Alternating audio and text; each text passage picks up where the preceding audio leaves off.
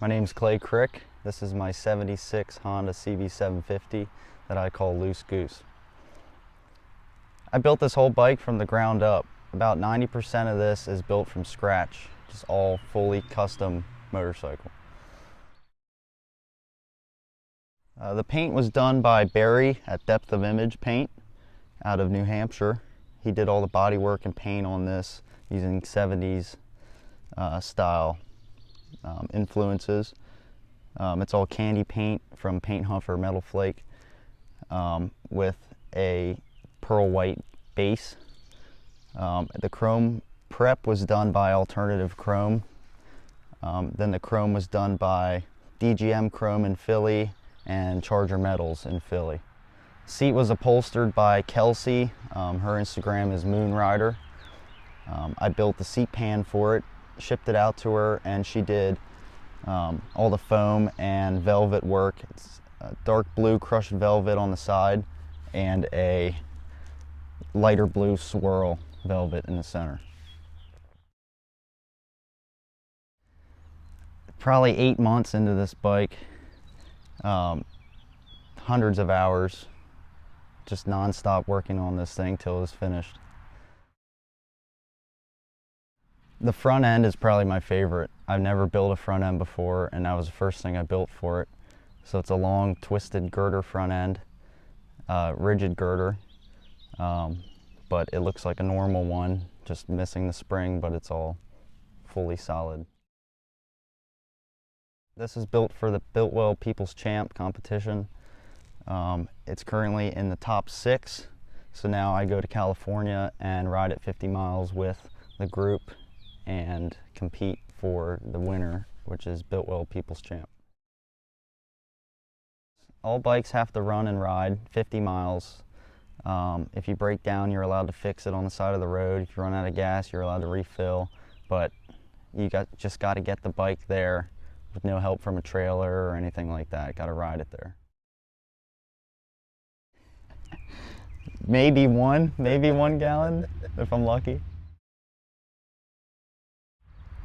All these guys built great bikes. It's so hard to pick, but I really like Axel's bike.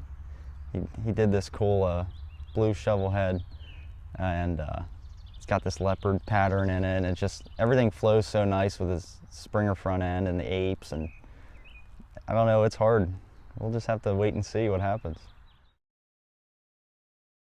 My plans are to take this around to shows. It'll be at Born Free Show. It'll be at Glory Days in Pittsburgh, Fuel Cleveland in Ohio.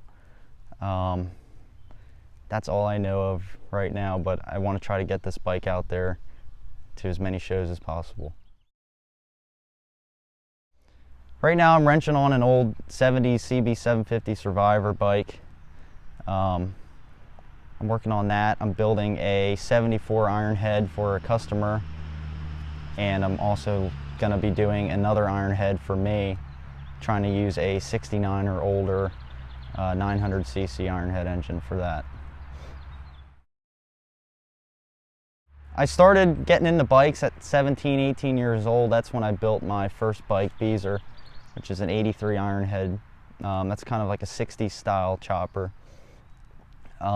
And I just would go on Instagram and hashtag chopper and see what I could find, and took a lot of my influence from there. And I just learned so much after building that bike. Then I built a second bike, which is called Gypsy Queen. That's a 75 shovel head chopper. So I built that. I had that at Glory Days show. And now I built this, which is a combination of all my knowledge of bikes into one, all my skills put into one bike. So I grew up wrenching on stuff with my dad. I've been riding motorcycles since I was like 3 years old. So he's helped me wrench on things and showed me a little bit about welding. And then in high school, I was enrolled in a Votech program for welding. So that was the same time I built my first bike. So I got a background in that. And then during school, I actually got a job welding, and then been welding ever since. Ron Finch is a big one for me. Kelsey Martin, that was a big influence on this bike here. And I'd have to say just people I met over the years going to bike shows and kind of seeing what they're doing and taking influence from that. Indian Larry is a big one for me.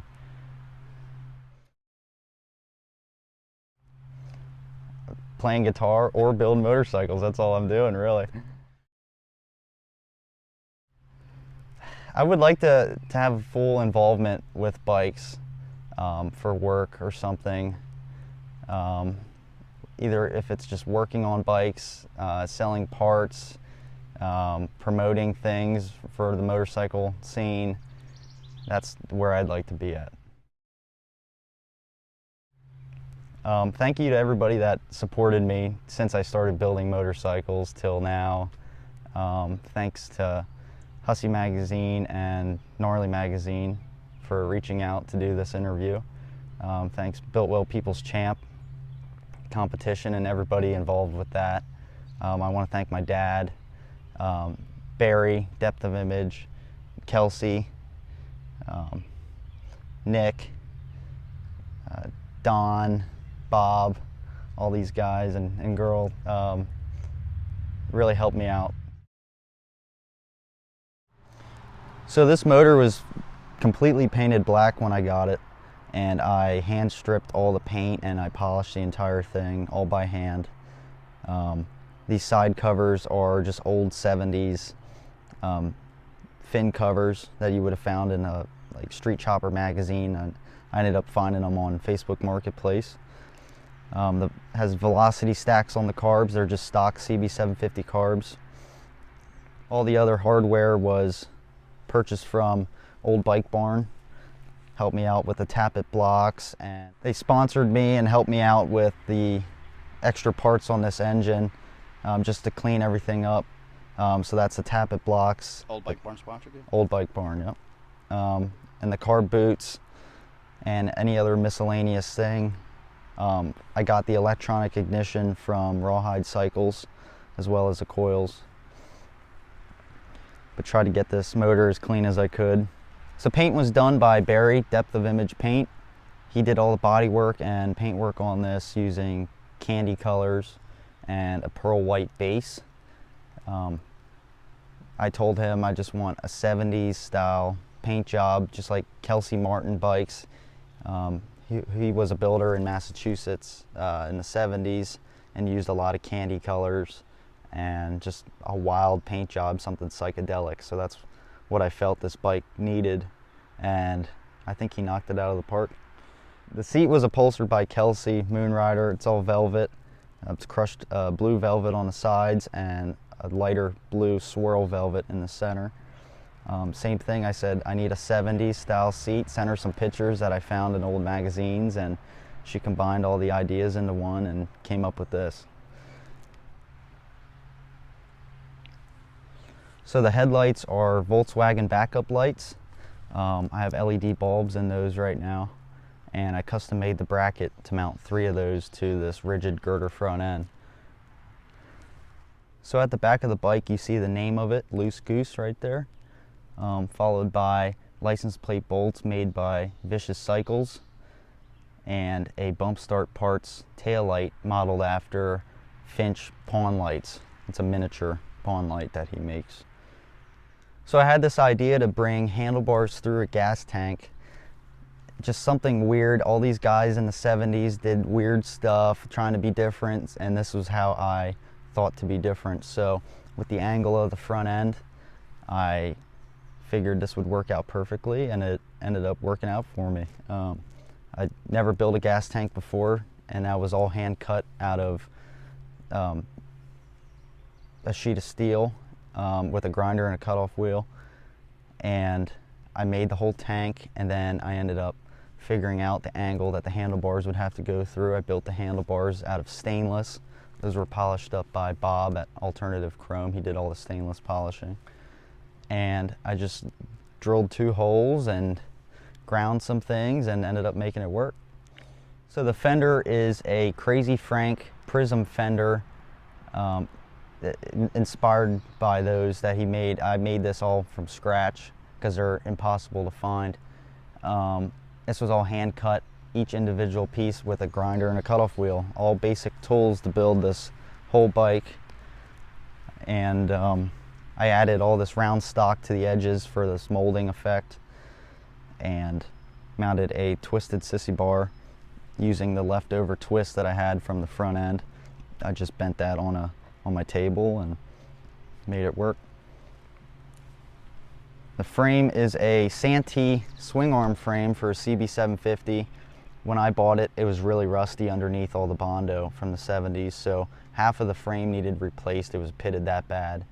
So cut the frame, and my friend Dylan came over with his tube bender and helped me bend all the tubes to make this a gooseneck frame. That was the plan I had for it the whole time.